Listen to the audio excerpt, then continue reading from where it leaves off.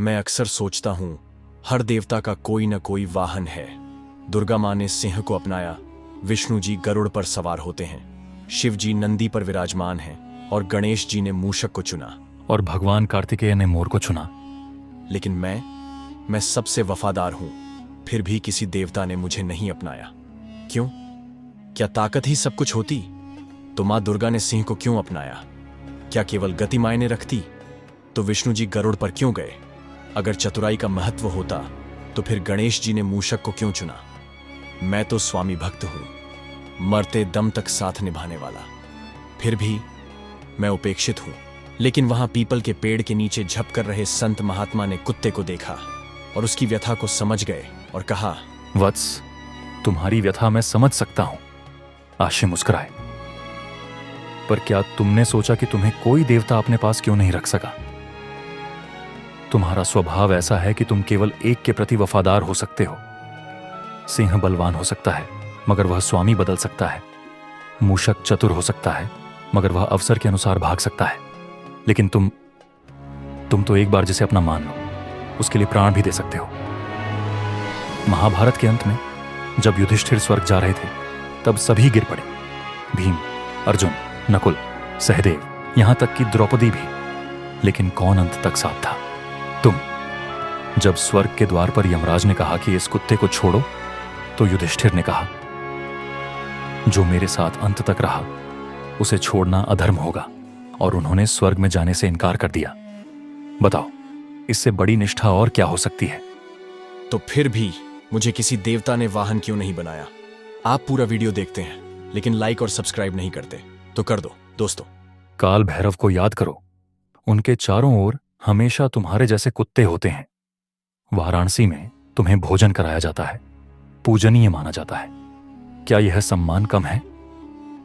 इतना ही नहीं, भगवान दत्तात्रेय के साथ भी तुम्हारी छवि देखी गई है। वे 3 कुत्तों के साथ दिखते हैं जो वेदों के 3 भागों का प्रतीक हैं, ज्ञान, कर्म और उपासना। तो क्या मैं सिर्फ अदृश्य रूप में पूजनीय हूं? तुम्हारी वफादारी इतनी पवित्र है कि कोई देवता तुम्हें अपने एक वाहन तक सीमित नहीं कर सकता। तुम एक व्यक्ति के लिए नहीं, पूरे संसार के लिए बने हो। आज लोग एक दूसरे पर विश्वास नहीं करते, व्यापार में धोखा, रिश्तों में स्वार्थ, दोस्ती में मतलब। लेकिन मैं अपने मालिक के लिए जान तक दे दूं, फिर भी लोग मुझे हीन समझते हैं। वत्स, क्या तुमने कभी सोचा कि हर देवता किसी न किसी गुण का प्रतीक है? दुर्गा शक्ति की, सरस्वती ज्ञान की, लक्ष्मी धन की, गणेश बुद्धि की। लेकिन तुम्हारा गुण क्या है? तुम विश्वास और निष्ठा के प्रतीक हो। और हां, एक देवता है जो इसी गुण को धारण करते हैं, श्री राम। राम का नाम ही सत्य और वचनबद्धता का पर्याय है। उन्होंने अपने पिता के वचन के लिए राजपाट छोड़ दिया। हनुमान जी उनकी निष्ठा के प्रतीक बने। लेकिन तुम्हारी तरह राम स्वयं भी अटूट विश्वास और निष्ठा के प्रतीक थे। इसलिए अगर कोई देवता है जो तुम्हें अपने साथ रख सकता था तो वे श्री राम ही थे। फिर भी क्या कभी कोई भगवान मुझे अपना वाहन बनाएगा?